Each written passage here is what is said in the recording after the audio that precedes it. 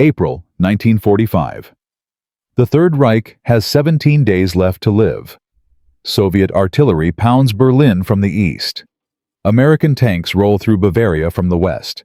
And somewhere on a forgotten railway siding outside Frankfurt, 89 German women are locked inside a boxcar, slowly dying of thirst.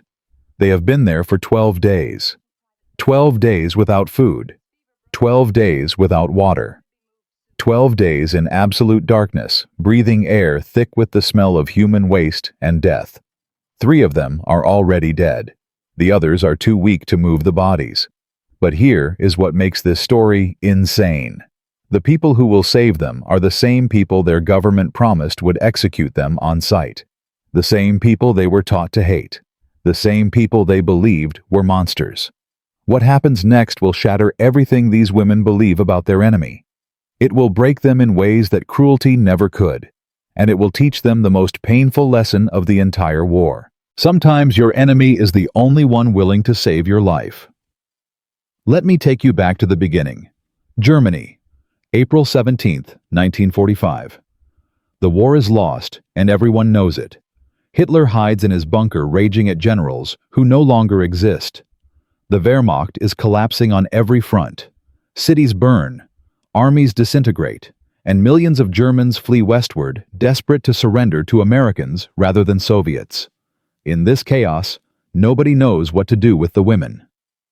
I am talking about the Wehrmacht auxiliaries, radio operators, telephone switchboard workers, nurses, secretaries. Thousands of young German women who had been conscripted to support the military. They were not soldiers. They had never fired weapons. They had simply done what their government told them to do. Now their government had abandoned them. Margaret Hoffman was 22 years old. Before the war, she had wanted to be a school teacher.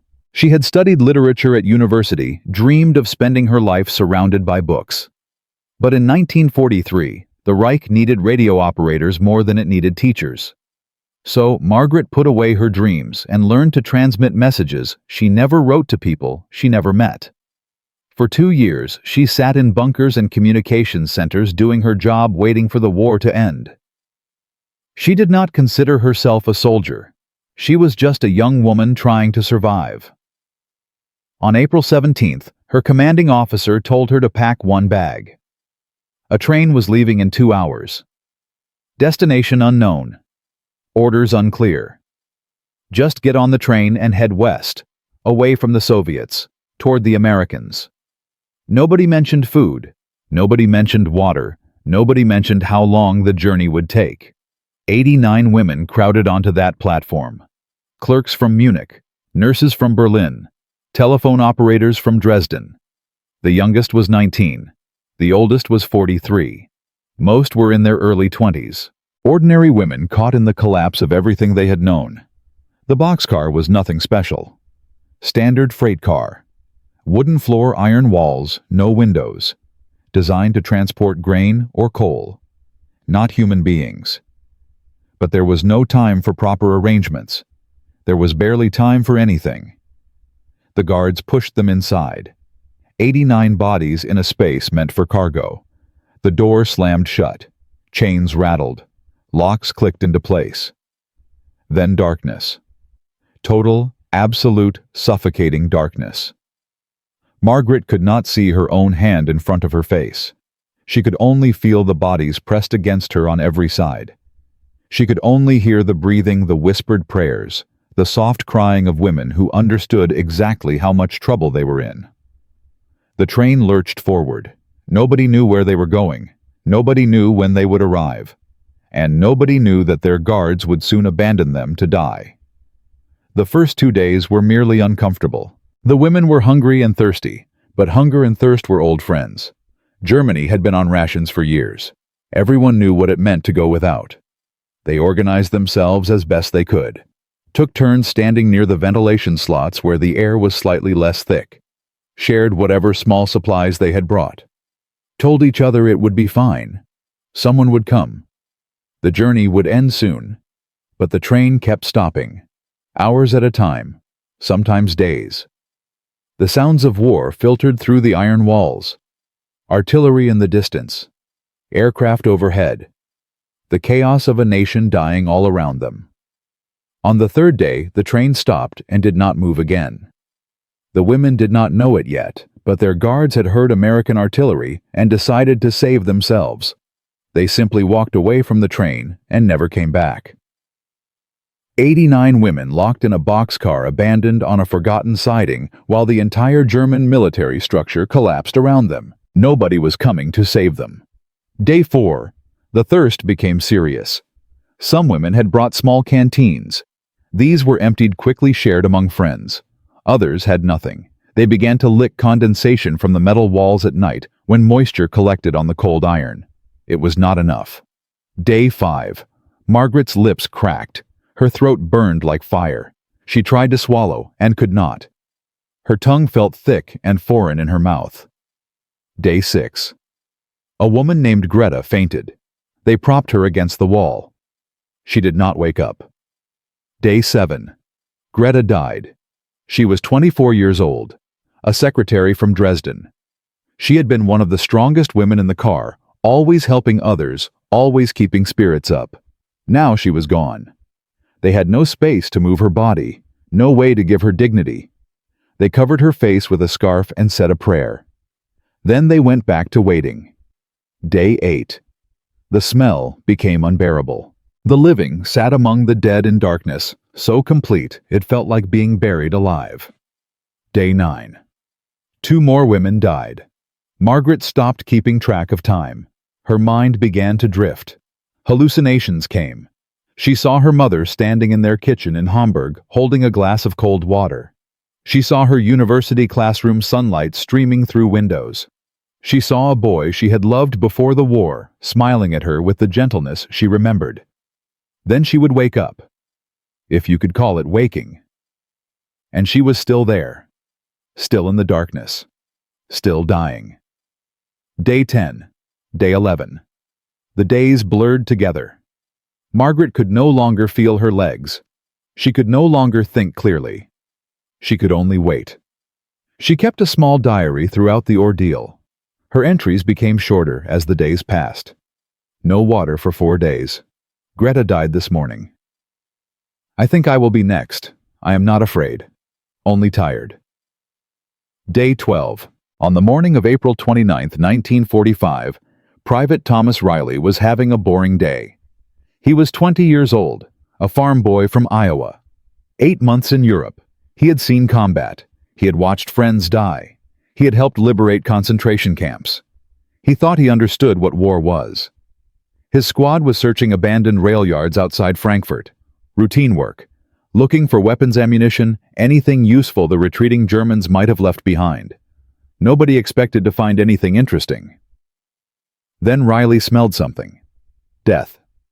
But not just death. Something underneath it. Something still alive. Sergeant Marcus Webb stopped beside him. You smell that? Riley nodded. They approached the line of boxcars carefully. Standard procedure. When they reached the third car, they heard sounds from inside. Faint sounds. Scratching. Weak tapping. The sound of someone trying to knock, but lacking the strength to make a fist. Webb called for bolt cutters. The chains were rusted, swollen with moisture. It took 3 men to break them. The door resisted, then gave way with a shriek of metal. The smell hit them like a physical blow. Riley stumbled backward. Webb held his ground, but his face went white. He had walked through Buchenwald just weeks before. He thought he had seen the worst. He was wrong. Sunlight poured into the boxcar, bodies everywhere. But some of them were moving. Hands lifted weakly toward the light. Eyes opened. Mouths moved without sound. 86 women, still alive, barely. They looked like ghosts, skeletal faces, cracked lips black with dried blood, eyes sunken so deep they looked like holes, and every single one was a woman. Riley would write to his mother that night. I thought I had seen everything this war could show me, but when I looked into that train car, I realized I had seen nothing. These were not soldiers, Mom. They were girls. Somebody had left them to die like animals. What happened next changed everything. The Americans did not execute them. The propaganda had promised execution. Margaret Hoffman had spent 12 days preparing to die at American hands. Instead, Private Riley knelt beside her with his canteen. She flinched. She expected a blow. That was what enemies did. They hurt you. They killed you. They showed no mercy. Riley tilted the canteen toward her lips. Water. Cool, clean American water. Margaret grabbed the canteen with both hands. She was shaking so badly she could barely hold it. She drank in tiny sips because her body had forgotten how to swallow. And she understood nothing. This made no sense. None of this made sense. "Get medics!" Webb shouted. "Get everyone! Water, blankets, medical supplies, everything. Now!"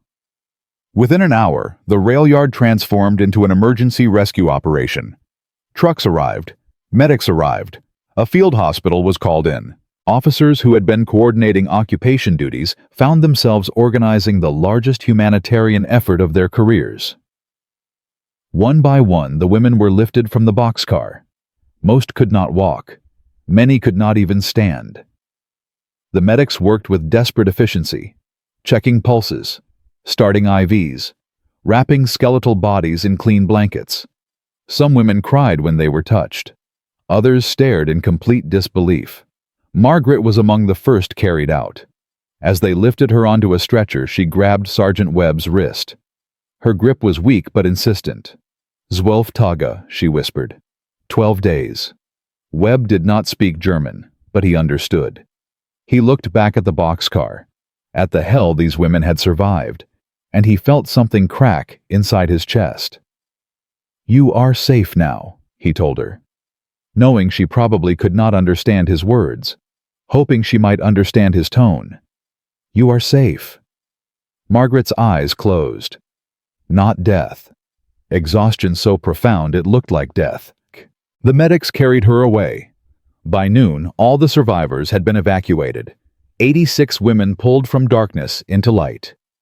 3 bodies left behind for burial. But the physical rescue was only the beginning. What these American soldiers were about to give these German women was something far more valuable than food or water or medicine. They were about to give them something that would destroy everything they had been taught to believe. They were about to show them kindness, and that kindness would break them in ways that 12 days of suffering never could. Because cruelty makes sense in war. Cruelty fits the story. Cruelty confirms what you already believe about your enemy. But mercy, mercy from the people you were taught to hate, that changes everything. In Part 2, we will enter the American field hospital. We will watch doctors and nurses fight to save women who should have been their enemies. We will see what happens when hot water and soap become symbols of impossible compassion. And we will witness the moment when 86 German women begin to question everything their government ever told them. The transformation is about to begin, and nothing will ever be the same again. 86 German women pulled from a boxcar of death. 12 days without food or water. 3 bodies left behind. American soldiers who were supposed to execute them instead called for medics' blankets and everything they had. But saving their bodies was the easy part. What came next would save their souls. And it would begin with something as simple as a bar of soap. The field hospital was chaos. Canvas tents stretched across a cleared warehouse district. Generators hummed. Medics ran in every direction. And stretcher after stretcher carried skeletal women through the tent flaps into the hands of doctors who had never seen anything quite like this. Dr. Sarah Mitchell was 34 years old, Army nurse from Philadelphia. She had treated soldiers with limbs blown off. She had held boys as they screamed for their mothers and died. She thought she understood suffering. Then she saw the first stretcher. The woman on it could not have weighed more than 70 pounds. Her uniform hung off her like a costume on a skeleton. Her eyes were sunken so deep they looked like empty sockets. Her hands were curled into claws from days of trying to scratch through wooden walls. Mitchell felt something crack inside her chest. "Set her here," she said, gently. She began the examination. Severe dehydration, malnutrition bordering on starvation, signs of dysentery, possible kidney failure, pulse weak and irregular, blood pressure barely registerable. This woman was dying. "Start an IV." Mitchell ordered. "Saline solution. Slow drip. Her system cannot handle too much at once." The needle went in. The woman flinched. Her eyes went wide with terror. She tried to pull away but lacked the strength. Mitchell held her arm gently. "It is okay," she said softly. "This will help you. I promise." The woman's eyes filled with tears. Not from pain, from confusion, from the impossible reality of being helped by someone she had been taught would show no mercy. Over the next 6 hours, all 86 women came through that field hospital. Every single one was in critical condition. The doctors gave a grim prognosis. At least a dozen would not survive the night. The Americans did not accept that prognosis. They called in more supplies, more doctors, more nurses. By midnight, the field hospital had tripled in size. Additional tents, additional equipment, additional personnel. All for German women, all for the enemy. And then came the soap. After stabilization, each woman was taken to a delousing station. A converted bathhouse, hot water, steam rising from showers, and soap. Real soap, not the gray blocks they had used in Germany made from clay and chemicals. American soap, white, clean, smelling faintly of lavender. Margaret Hoffman was conscious when they brought her there. She could walk now, barely supported by 2 nurses. When she saw the tiled room, the steam rising from the showers, she stopped. Her mind went to a dark place. She had heard the stories. Everyone had heard the stories. The death camps, the gas chambers disguised as showers, the lies told to victims right before they died. "Nein," she whispered. "Bitte nein. No. Please no." One of the nurses, a woman named Helen, understood. She knelt beside Margaret, looked directly into her eyes. "It is just water," Helen said in slow, careful German. "Nur Wasser. You are safe. I promise you are safe." Margaret searched her face, looking for deception, looking for cruelty, looking for any sign of the monsters her government had described. She saw only kindness. It made no sense. Nothing made sense anymore. Slowly trembling, she allowed them to guide her to the shower. The water was hot. Actually hot. She had not felt hot water in over a year. When it touched her skin, washing away the filth of 12 days in hell, something broke inside her. She collapsed against the tile wall, sobbing. Not from pain. From relief so overwhelming it felt like breaking. Nurse Helen stayed with her. Fully clothed, standing under the spray holding this enemy woman as she cried. The other nurses did the same for the other women. They washed hair matted with filth. They cleaned wounds. They spoke softly in broken German or gentle English, offering words they hoped would comfort even if not understood. When Margaret finally stepped out of the shower wrapped in a clean white towel, she caught sight of herself in a fogged mirror. The face that looked back was unrecognizable, thin, haunted, but clean. For the first time in 12 days, she was clean. That night, the women were given beds. Real beds. Mattresses, clean sheets, wool blankets. Each bed had a small table with a glass of water and a bowl of broth. The broth was thin, just chicken stock with a bit of rice. Anything heavier would have made them sick. But it was hot. It was food. It was given freely. Margaret sat on the edge of her bed, the bowl in her hands, staring at it. Around her, other women did the same. Some ate slowly, savoring every spoonful. Others could not eat at all, too overwhelmed to swallow. A few wept quietly into their bowls. Dr. Mitchell walked through the ward, checking on each patient. When she reached Margaret's bed, she paused. Margaret was staring at her with an expression of complete bewilderment. "Warum?" Margaret whispered. Why Mitchell did not speak German, but she understood the question perfectly. "Why are you helping us?" Why are you being kind? Why are you not punishing us?" She sat down on the edge of the bed. "Because you are human," Mitchell said simply. "That is all. Just human." Margaret's eyes filled with tears again. She nodded. Whether in understanding or simply acknowledgement, Mitchell could not tell. That night, for the first time in 12 days, all 86 women slept in beds. And for the first time in longer than they could remember, they slept without fear. Recovery was not fast. It was painful, slow, filled with setbacks. 3 more women died in the first week. Their bodies had been pushed too far, damaged too deeply. No amount of medical care could save them. The Americans buried them in a military cemetery, with full honors. Full honors. For German women. For the enemy. The surviving women could not understand. Why would you honor our dead? But 83 women clung to life. Day by day their bodies responded to care. The IVs brought hydration back to shriveled cells. The carefully portioned meals rebuilt wasted muscle. Color returned to gray faces. By the second week, most could walk again. By the third week, they were transferred to a converted school building, a displaced persons camp. Not luxurious, but clean, warm, safe. They were given proper clothing. Simple civilian dresses donated from American supply chains. Blue, gray, brown. Nothing fancy, but clean and whole. They were given tasks. Light work at first. Helping in the kitchen. Folding laundry. Organizing supply rooms. The Americans believed purposeful activity would help psychological recovery as well as physical. They were right.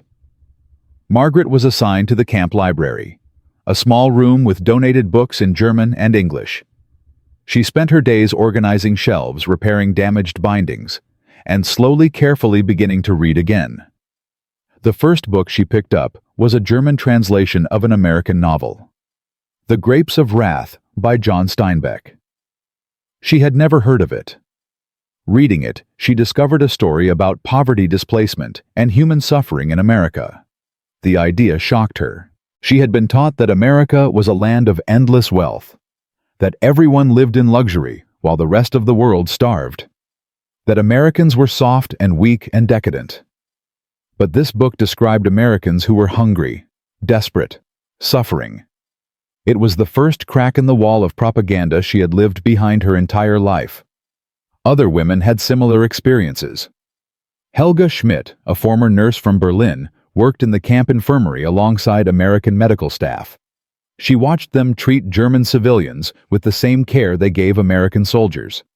She watched them use limited supplies to help people who had been shooting at them weeks before. One day, a young American medic named David accidentally cut his hand while opening a crate. Helga immediately grabbed bandages and began treating the wound. David looked at her in surprise. "You do not have to do that," he said. "You are not required to help us." Helga paused. Her English was improving. "You are hurt," she said simply, "so I help."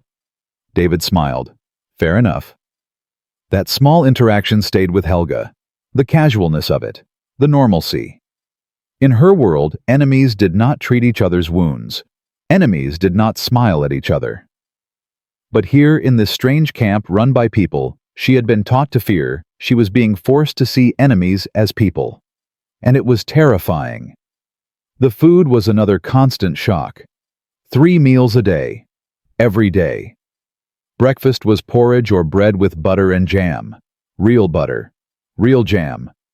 Lunch was soup or stew with vegetables and sometimes meat. Dinner was more substantial. Potatoes, canned vegetables, occasionally chicken or beef. For women who had survived on coffee and turnip soup for years, who had watched their families starve while the government promised victory was around the corner.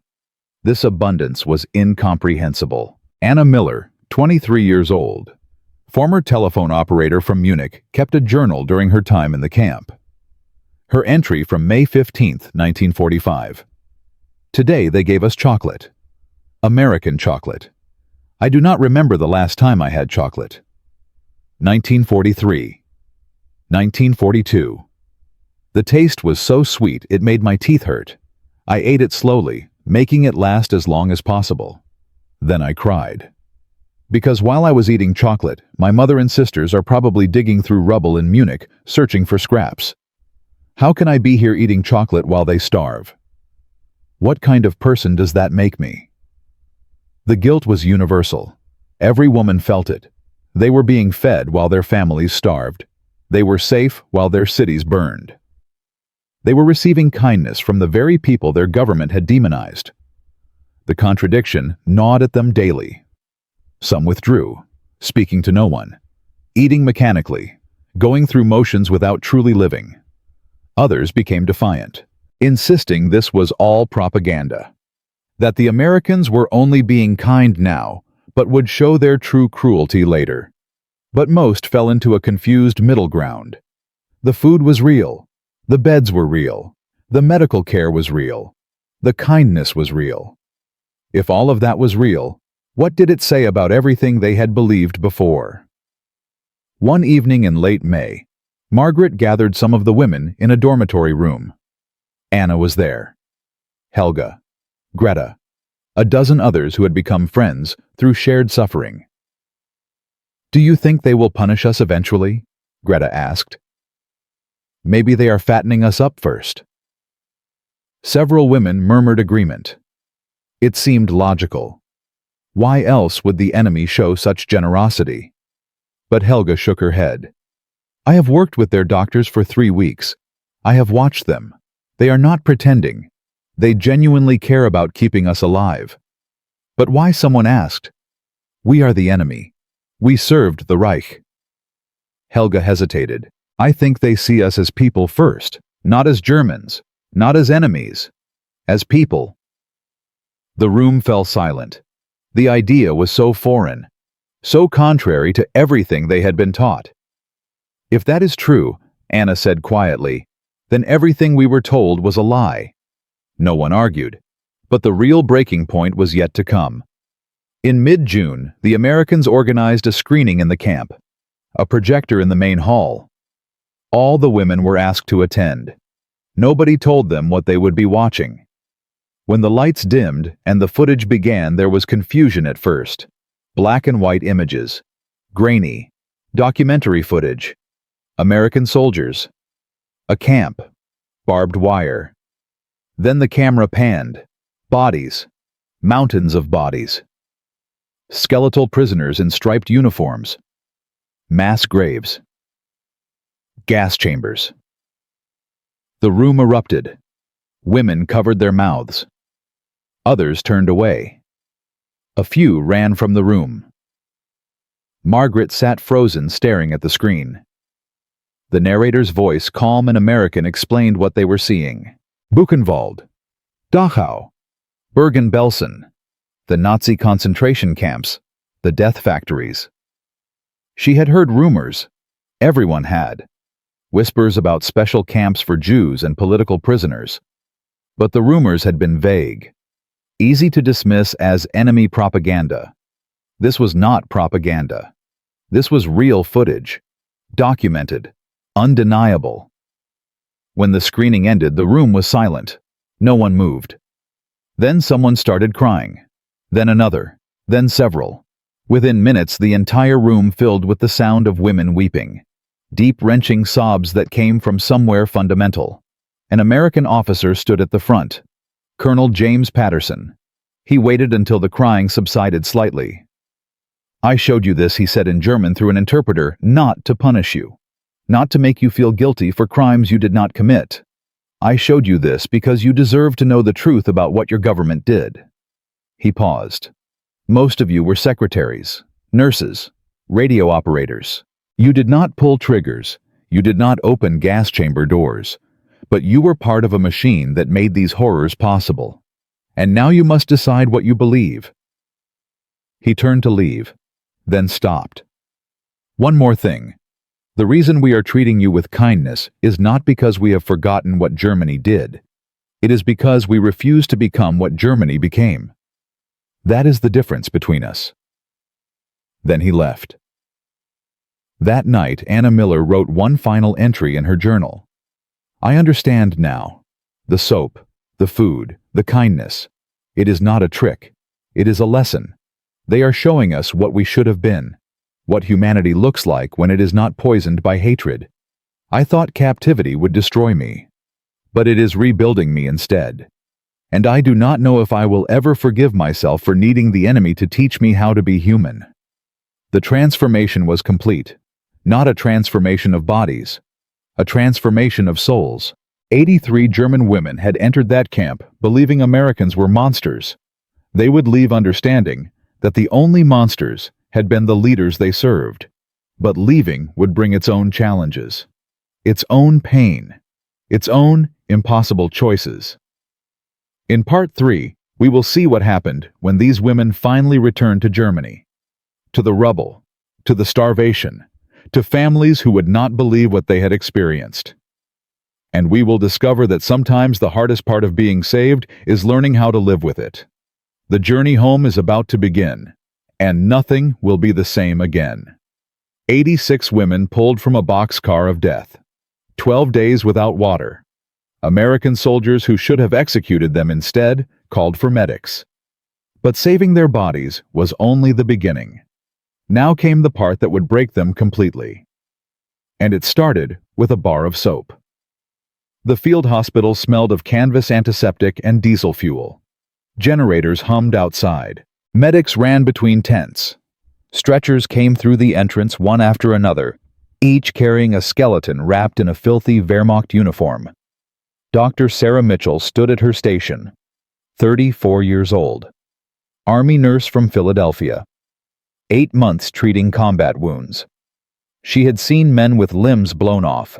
She had held soldiers as they died screaming for their mothers. She thought she understood suffering. Then the first stretcher arrived. The woman on it weighed maybe 70 pounds. Her uniform hung like a tent on a wire frame. Her eyes had sunk so deep they looked like empty sockets. Her hands were curled into rigid claws from days of scratching at wooden walls. Mitchell felt something crack inside her chest. Set her here. Gently. She began the examination. Severe dehydration, starvation, dysentery, possible kidney failure, pulse weak, blood pressure almost unreadable. This woman should already be dead. Start an IV. Saline, slow drip. Her body cannot handle more. The needle went in. The woman flinched violently. Her eyes went wide with animal terror. She tried to pull away but had no strength. Mitchell held her arm, softly, like holding a frightened bird. This will help you, I promise. The woman stared at her. Tears spilled from those hollow eyes. Not from pain, from confusion so profound it looked like madness. Why was this enemy being gentle? Over 6 hours, all 86 women came through that hospital, every single one critical. The doctors gave their assessment. At least 12 would not survive the night. The Americans refused to accept that. More supplies, more doctors, more nurses. By midnight, the field hospital had tripled in size, all for German women, all for the enemy. Then came the soap. After stabilization, each woman was taken to a delousing station, a converted bathhouse, steam rising from showers, hot water, and soap, real soap. Not the gray blocks they used in Germany made from clay and chemicals. American soap. White. Clean. Smelling of lavender. Margaret Hoffman could barely walk when they brought her there. 2 nurses supported her. When she saw the tiled room and the steam, she stopped dead. Her blood turned to ice. She had heard the stories. Everyone had heard them. Death camps, gas chambers disguised as showers. Victims told they were getting cleaned right before they died. 9. Bitte 9. She tried to pull back. No strength, just terror. A nurse named Helen knelt beside her, looked directly into her eyes, spoke slow German. Nur Wasser. Only water. You are safe. I promise. Margaret searched her face, looking for the lie, looking for cruelty, looking for any trace of the monsters her government had described. She found only kindness. It made no sense. Nothing made sense anymore. She let them guide her to the shower. The water hit her skin, hot, actually hot. She had not felt hot water in over a year. The filth of 12 days began washing away. The grime, the stench, the residue of death. And Margaret Hoffman collapsed against the tile wall and sobbed. Not pain. Relief so overwhelming it shattered her completely. Nurse Helen stepped into the spray with her, fully clothed, holding this enemy woman while she broke apart. The other nurses did the same, washing matted hair, cleaning wounds, speaking soft words in broken German, offering comfort that transcended language. When Margaret stepped out wrapped in a clean white towel, she caught her reflection in a fogged mirror. The face looking back was a stranger, thin, haunted, but clean. For the first time in 12 days, she was clean. That night they gave her a bed, a real bed, mattress, clean sheets, wool blanket, a small table beside it with water and a bowl of broth. The broth was thin, chicken stock with rice. Anything heavier would have killed her recovering system. But it was hot. It was food. It was given freely. Margaret sat on the bed holding the bowl, staring at it like a hallucination. Around her, other women did the same. Some ate slowly, savoring each spoonful. Others could not swallow at all. A few wept into their bowls. Dr. Mitchell walked through the ward. She stopped at Margaret's bed. Margaret looked up at her with absolute bewilderment. Warum? Why, Mitchell did not speak German, but she understood perfectly. Why are you helping us? Why kindness? Why not punishment? She sat on the bed, broke every medical protocol. But nothing about this was normal. Because you are human, she said simply. That is all. Just human. Margaret's tears came again. She nodded. Understanding or acknowledgement Mitchell could not tell. That night, 86 women slept in beds for the first time in 12 days. And for the first time in years, they slept without fear. Recovery came slow. Painful. 3 more women died the first week. Bodies pushed too far. Damage too deep. The Americans buried them in a military cemetery, with full honors. The survivors could not comprehend. Honoring enemy dead. But 83 women kept fighting. Day by day, their bodies responded.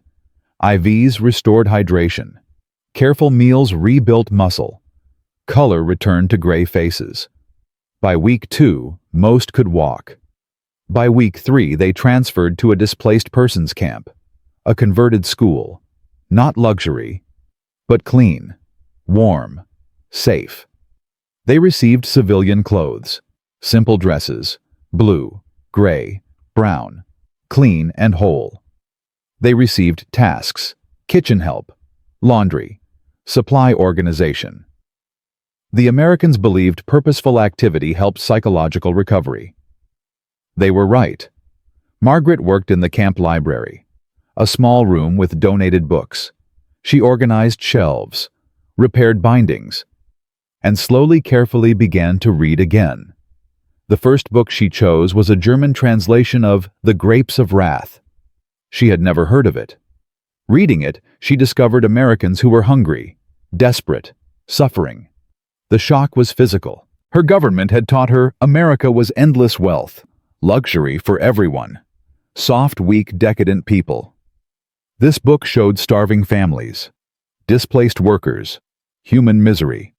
It was the first crack in the propaganda wall she had lived behind her entire life. Other women had similar revelations. Helga Schmidt worked in the camp infirmary. She watched American medics treat German civilians with the same care they gave their own soldiers. She watched them share limited supplies with people who had been shooting at them weeks before. One day, a young medic named David cut his hand opening a crate. Helga grabbed bandages immediately and dressed the wound. David stared at her. "You do not have to do that. You are not required to help us." Helga's English was improving. "You are hurt, so I help." David smiled. Fair enough. That moment stayed with her. The casualness, the normalcy. In her world, enemies did not treat each other's wounds. Enemies did not smile. But here she was being forced to see enemies as people. It was terrifying. The food was constant shock. 3 meals daily. Breakfast of porridge or bread with real butter and real jam. Lunch of soup or stew with vegetables, sometimes meat. Dinner even more substantial. Potatoes. Canned vegetables. Chicken. Beef. For women who had survived on turnip soup for years, this abundance was impossible to process. Anna Miller, 23, kept a journal. May 15, 1945. Today they gave us chocolate. American chocolate. I cannot remember my last chocolate. 1943. The sweetness hurt my teeth. I ate it slowly, made it last. Then I cried. While I eat chocolate, my mother digs through rubble in Munich searching for scraps. How can I eat chocolate while my family starves? What kind of person am I? The guilt was universal. Fed while families starved. Safe while cities burned.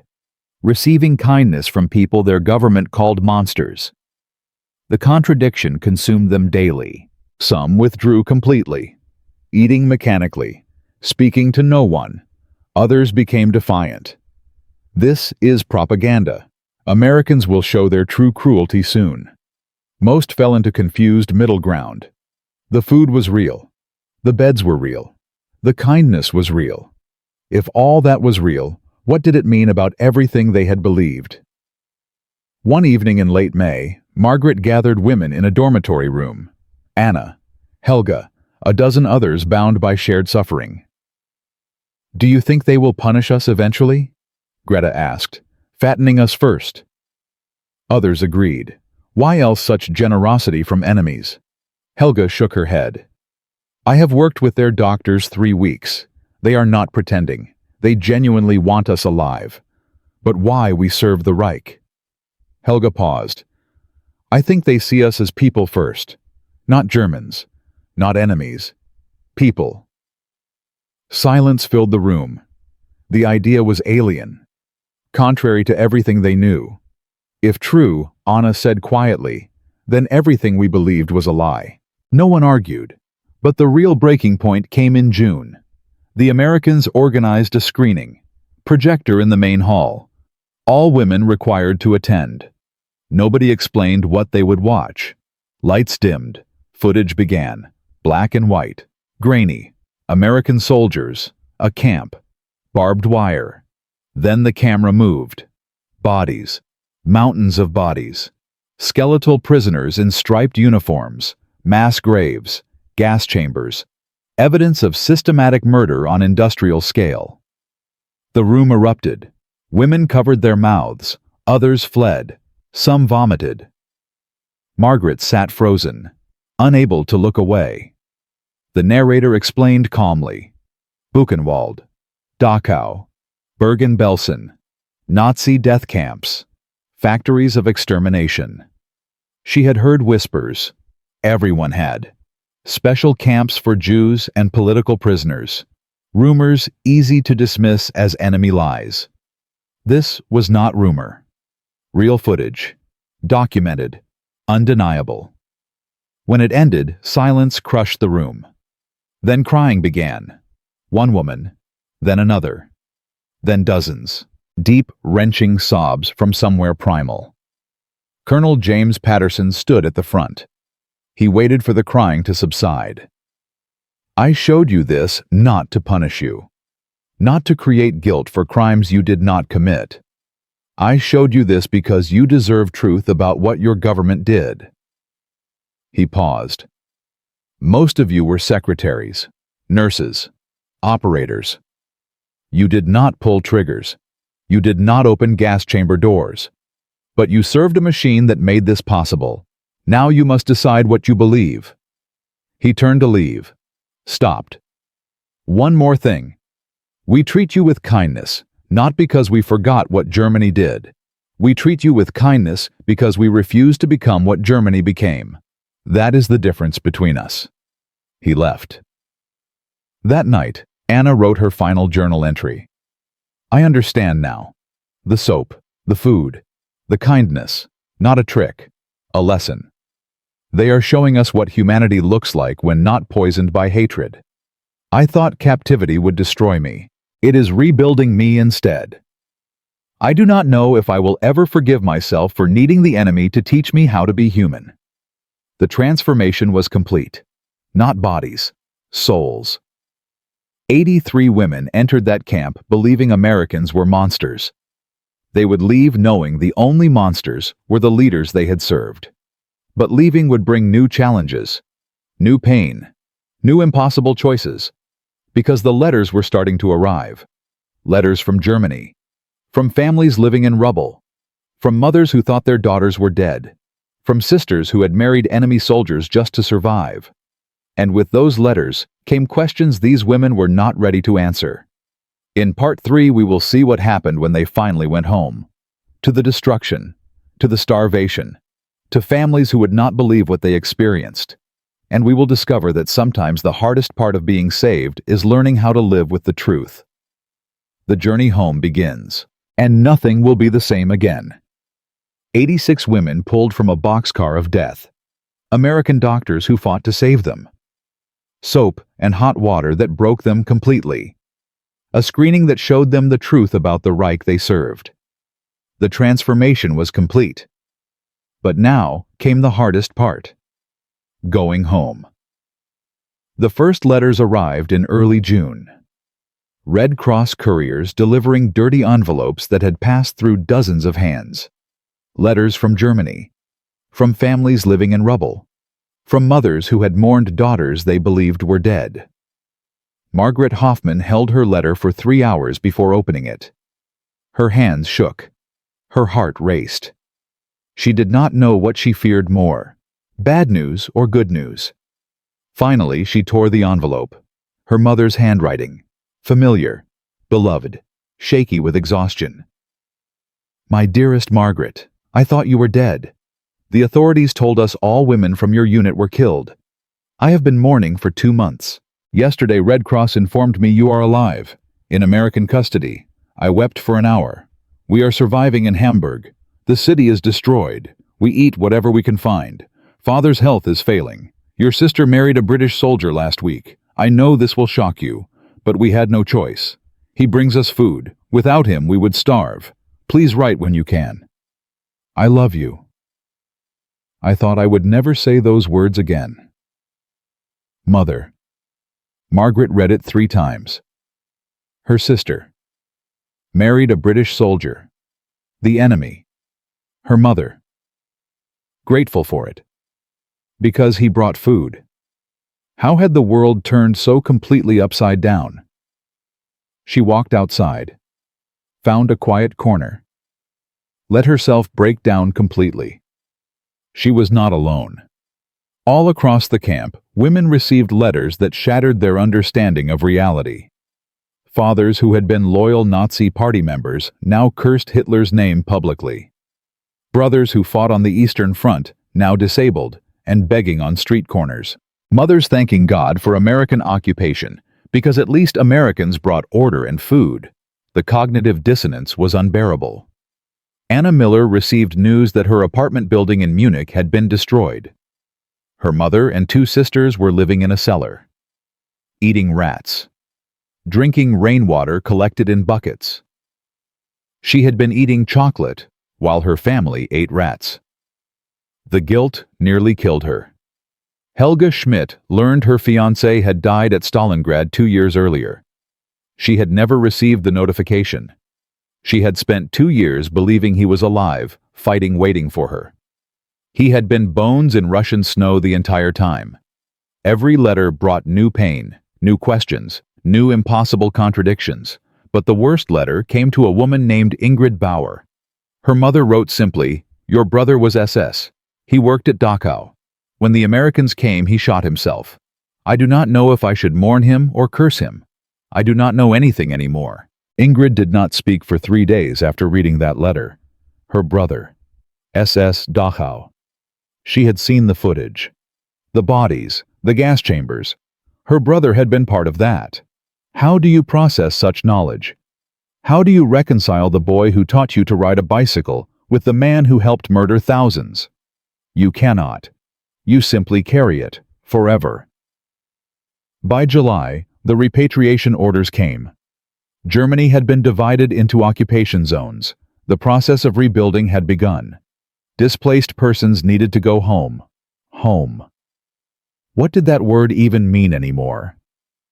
Some women were overjoyed, desperate to reunite with families, ready to rebuild whatever remained. Others were terrified. What would they find? Who would they become? A few felt something close to grief. I do not want to leave, Anna confessed to Margaret one evening. They were packing small bags provided by Red Cross. Is that terrible? I do not want to go back to Germany. Margaret shook her head. It is not terrible. It is honest. Here we are safe. Fed. Treated like people. Out there is rubble and starvation and judgment. Anna nodded. My family will ask where I have been. What happened? When I tell them Americans saved my life, they will not believe me. Or worse, they will think I am a traitor. Then do not tell them everything. Tell them you survived. That is enough. Anna shook her head firmly. No. I will tell the truth. Someone must, even if they do not want to hear it.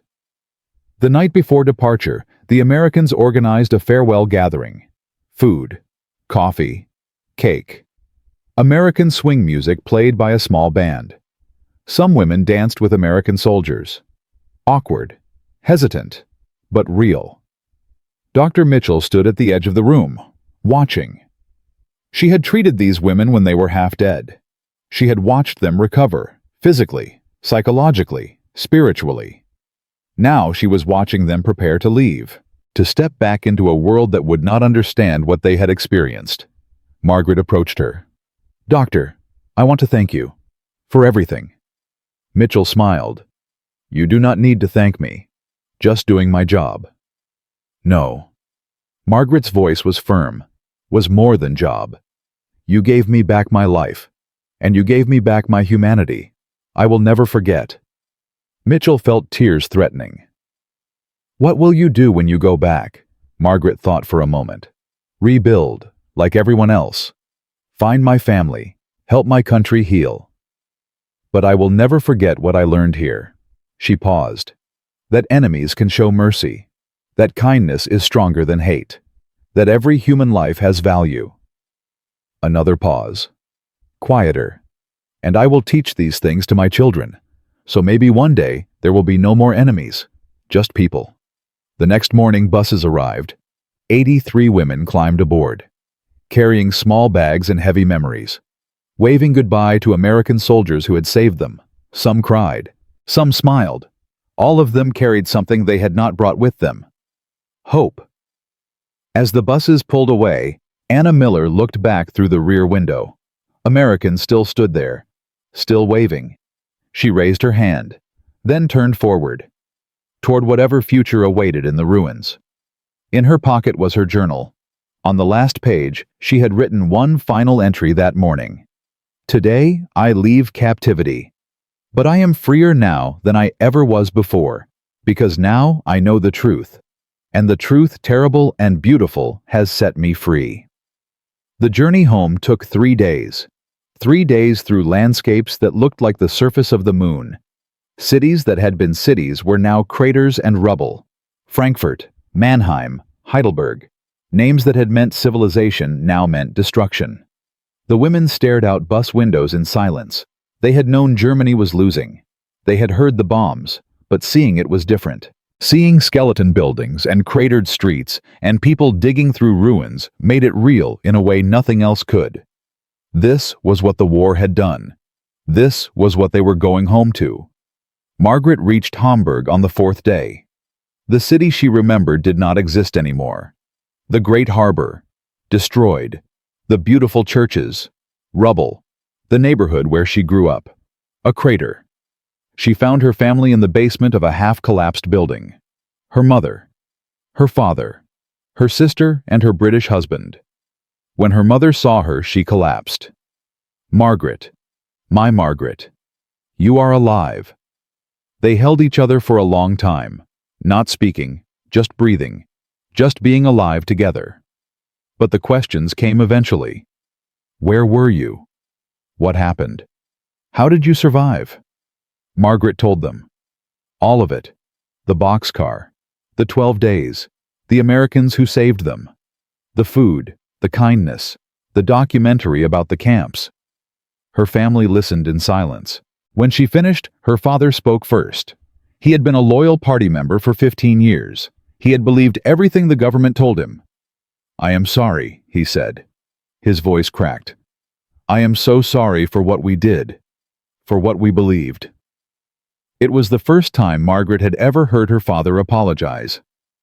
Her sister's husband, a British sergeant named James, sat quietly in the corner. He had helped liberate Bergen-Belsen. He had seen things no human should see. "You're Americans," he said finally. "They did the right thing. That is what separates us from what Germany became. We do not lose our humanity even when fighting monsters." Margaret nodded.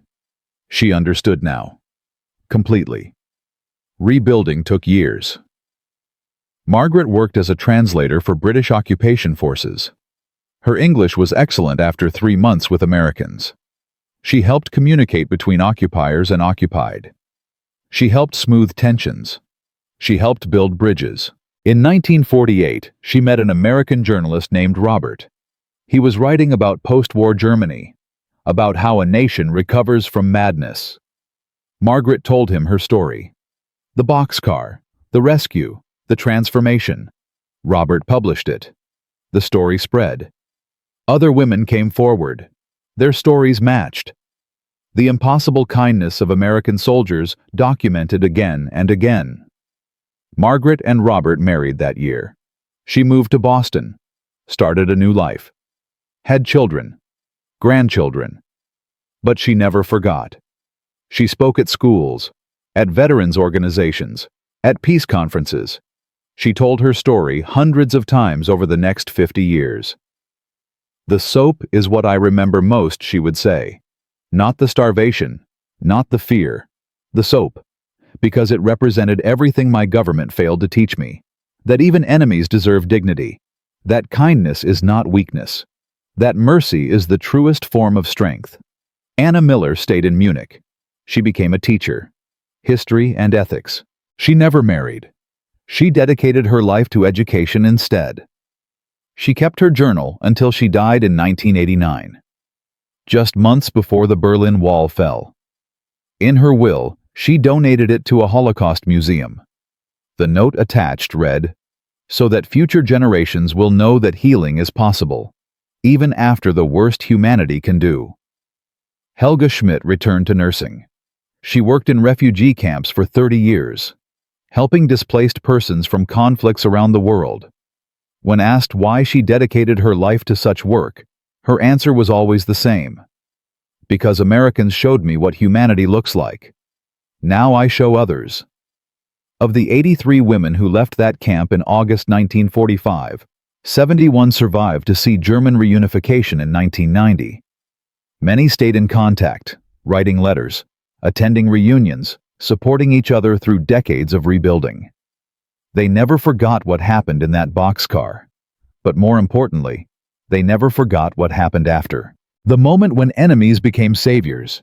The moment when hatred was replaced by hope.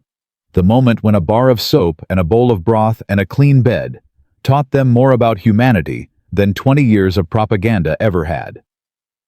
But this story has one final chapter. Because what happened to those American soldiers, the men who made the choice to save rather than punish. Private Thomas. Riley went home to Iowa. He never talked about the war, never talked about what he saw. He farmed. He raised a family.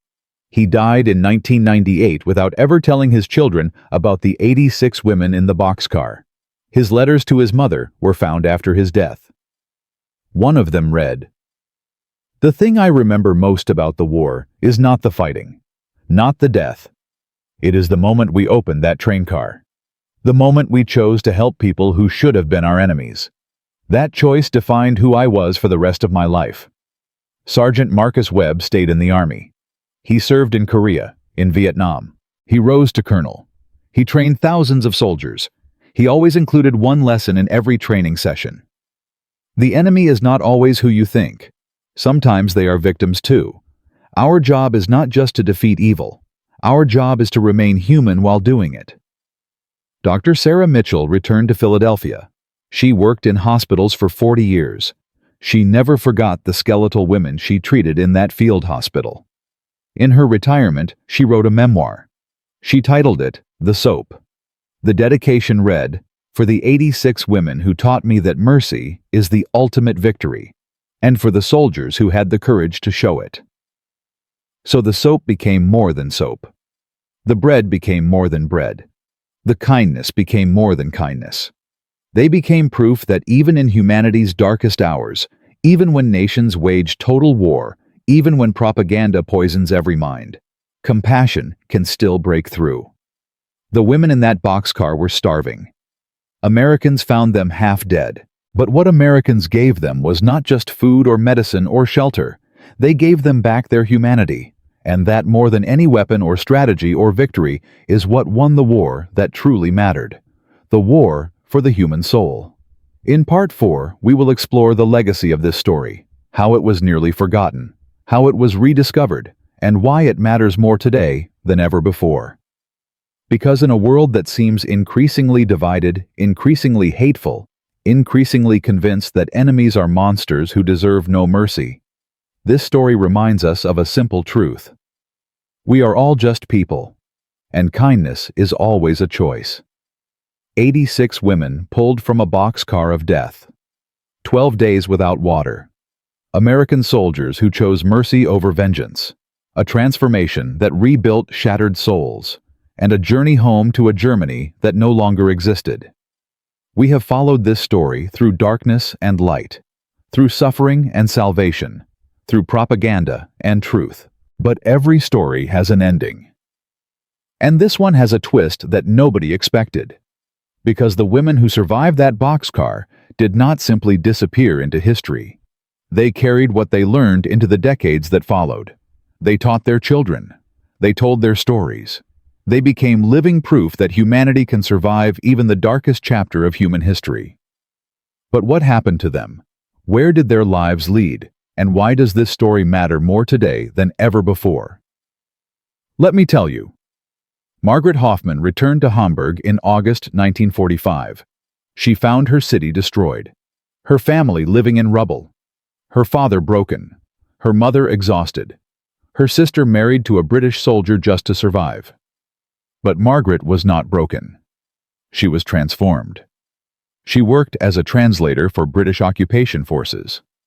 Her English learned from American nurses and doctors was excellent. She helped Germans and occupiers communicate. She helped smooth tensions. She helped build the fragile peace. In 1947, she testified at a war crimes tribunal, not as a defendant, as a witness. She described what she had seen in the documentary screening. She described the concentration camps. She described what her government had done while she transmitted radio messages and believed the propaganda. Her testimony was published in newspapers across Germany. Some called her a traitor. Some sent death threats. But Margaret did not stop. The truth must be told, she said, even when it hurts, especially when it hurts. In 1948, she met Robert Hoffman, an American journalist covering post-war Germany. He was writing about Reconstruction, about how a nation heals from madness. Margaret told him her story, all of it. The boxcar, the 12 days, the soap, the kindness. Robert published her account. It spread across American newspapers. Letters poured in from soldiers who had been there, from families who wanted to know more, from historians documenting the war's end. Margaret and Robert married 6 months later. She moved to Boston, started a new life in the country that had saved her, had 3 children, 6 grandchildren. But she never stopped telling her story. She spoke at schools, at veterans' reunions, at peace conferences, at Holocaust memorials. For 50 years, she shared what she had learned in that camp. "The soap is what I remember most," she would say. Not the starvation, not the fear. The soap. Because it represented everything my government failed to teach me. That even enemies deserve dignity. That kindness is not weakness. That mercy is the truest form of strength. Margaret Hoffman died in Boston on March 14, 2003. She was 80 years old. Her obituary appeared in the New York Times. It described her as a teacher of humanity, a bridge between former enemies, a woman who spent her life proving that people can change. More than 2,000 people attended her memorial service. Half of them were American veterans and their families. The other half were German immigrants who had heard her speak and been changed by her words. Her daughter read from Margaret's journal at the service. The entry from May 1945. "I thought captivity would destroy me, but it is rebuilding me instead, and I do not know if I will ever forgive myself for needing the enemy to teach me how to be human." But the legacy of that boxcar extends far beyond one woman. Anna Miller returned to Munich and became a teacher. History and ethics. For 40 years she taught German children about the war, about propaganda, about the concentration camps, about what happens when nations choose hatred over humanity. She never married. She said her students were her family. In her classroom she kept a small glass jar. Inside was a bar of American soap. White, old, crumbling after decades. Students would ask about it. Anna would tell them the story. "This soap saved my life," she would say. "But not in the way you think. It saved my life because it taught me that enemies are just people, and people can choose kindness." Anna Miller died in October 1989, 3 weeks before the Berlin Wall fell. She never saw her country reunited, but her students did, and they carried her lessons with them into the new Germany. Her journal was donated to a Holocaust museum. It remains there today, displayed alongside artifacts from the camps. A reminder that humanity survived even in the darkest places. Helga Schmidt became a nurse again, but not in hospitals, in refugee camps. For 30 years she worked with displaced persons from conflicts around the world: Korea, Vietnam, Cambodia, Africa, the Balkans. When asked why she dedicated her life to such difficult work, her answer was always the same: "Because Americans showed me what humanity looks like. Now I show others." She treated thousands of refugees. She trained hundreds of nurses. She built medical facilities in 12 countries. Helga died in 1997. Her funeral was attended by former refugees from 4 continents. Each of them had been touched by her kindness. But what about the Americans? Private Thomas Riley went home to Iowa. He never talked about the war. His family knew he had served. They knew he had seen combat. But he never shared details. He farmed. He raised cattle. He married his high school sweetheart. He had 4 children and 11 grandchildren. He died in 1998 without ever telling his family about the 86 women in the boxcar. After his death, his daughter found a box of letters in the attic. Letters he had written to his mother during the war. Letters she had saved and returned to him after her death. One letter dated April 30th, 1945 read, "Dear Mom, yesterday we found something I will never forget. A train car full of German women. They had been locked inside for 12 days. No food. No water. They were dying. Some were already dead. We saved them. We gave them water and food and medicine. We treated them like human beings even though they were the enemy." I know this might sound strange, but I think that moment defined who I am. More than any battle, more than any medal. That moment when we chose to help people who should have been our enemies. That is what I want to remember about this war. Not the killing, the saving. Love, Thomas. His daughter published the letter in a local newspaper. It was picked up by national media. Veterans who had been there came forward with their own memories. The story of the boxcar nearly forgotten was rediscovered. Sergeant Marcus Webb stayed in the Army. He served 30 years. Korea, Vietnam, rose to colonel, trained thousands of soldiers. He always included one lesson in every training session. The enemy is not always who you think. Sometimes they are victims too. Our job is not just to defeat evil. Our job is to remain human while doing it. That is what separates us from what we fight against. Webb died in 2001. His training manuals are still used at West Point. Dr. Sarah Mitchell returned to Philadelphia. She worked in hospitals for 40 years. She specialized in trauma care, physical and psychological. In retirement, she wrote a memoir about her time in the field hospital. She titled it, The Soap. The dedication read, "For the 86 women who taught me that mercy is the ultimate victory, and for the soldiers who had the courage to show it." The book became required reading in several medical schools. It is still assigned today. But the true legacy of this story is not about individuals. It is about what we choose in moments of power. When the Americans found that boxcar, they had every excuse to walk away. These were enemy women. Their country was still at war. Resources were limited. Nobody would have blamed them for leaving the boxcar sealed and moving on. But they did not walk away. They opened the doors. They gave water to the dying. They carried skeletal bodies to medical tents. They washed filthy hair and cleaned infected wounds. They treated enemies like human beings. That choice rippled through decades. It changed 86 women. It changed their families. It changed everyone who heard their stories. And it proved something that propaganda tries to make us forget.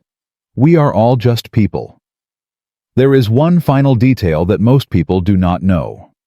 In 2015, a researcher at the National Archives discovered a forgotten document.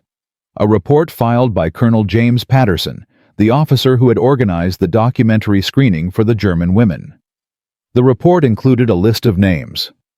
All 86 women who had been in that boxcar, their hometowns, their ages, their occupations. But at the bottom of the list was a handwritten note. It read, "These women were our enemies. Their country tried to destroy ours. Their government committed unspeakable crimes. But when we found them dying in that train car, we did not see enemies. We saw human beings, daughters, sisters, mothers, women who had been abandoned by their own country and left to die. We chose to save them. Not because they deserved it, not because it was strategically useful, but because that is who we are. We are Americans, and we do not leave people to die like animals, even enemies." I hope that when history judges this war, it remembers not just the battles we won, but the mercy we showed. Signed, Colonel James Patterson. May 15, 1945. That document sat in a filing cabinet for 70 years. Forgotten. Unread. Now you know. So what does this story teach us? It teaches us that propaganda is a lie. That enemies are just people with different flags. That hatred is a choice, and so is mercy. It teaches us that transformation is possible. That even people raised on lies can learn the truth. That even the most broken souls can be rebuilt. It teaches us that kindness is not weakness, that mercy is strength. That treating people with dignity, even people who were taught to hate you, is the most powerful weapon of all. From a boxcar of death to a lifetime of teaching humanity. From 12 days in darkness to 50 years of spreading light. From enemies to friends. From hatred to hope. That is the power of a single choice. That is what happens when we decide to see human beings instead of enemies. 86 women entered that boxcar believing Americans were monsters. 83 survived. 71 lived to see German reunification. And every single one of them carried the same lesson to their graves. Mercy won. If you found this story meaningful, share it with someone who needs to hear it. In a world that seems increasingly divided, increasingly hateful, increasingly convinced that enemies deserve no compassion, This story reminds us of a simple truth. We are all just people, and kindness is always a choice. The Americans who opened that boxcar in April 1945 did not know they were making history. They did not know their choice would echo through decades. They did not know they were teaching 86 German women the most important lesson of their lives. They just saw people who needed help. And they helped. That is all it takes. That is always all it takes. One moment of mercy. One choice to see humanity instead of hatred. One decision to be better than the darkness around you. The women in that boxcar were starving. The Americans found them half dead. But what they gave them was not just food or water or medicine. They gave them back their faith in humanity. And that is a gift that never stops giving.